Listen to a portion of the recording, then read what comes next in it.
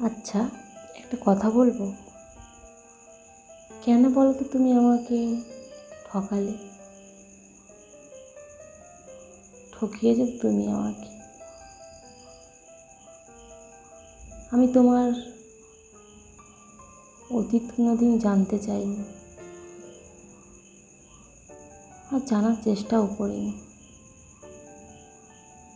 তবে যদি তুমি আমাকে বলতে সত্যিটা, তাহলে কিন্তু আমি খুশি হতাম।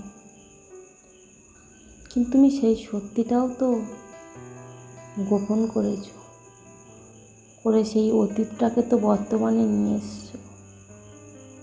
কষ্ট পেয়েছি খুব আমি। পায়ের তলা থেকে মাটি সরে গেছিল। সেই জায়গা থেকে আজকে কিন্তু আমি অনেকটা নিজেকে মানিয়ে নিয়েছি, সয়ে নিয়েছি নিজেকে সব দিক থেকে।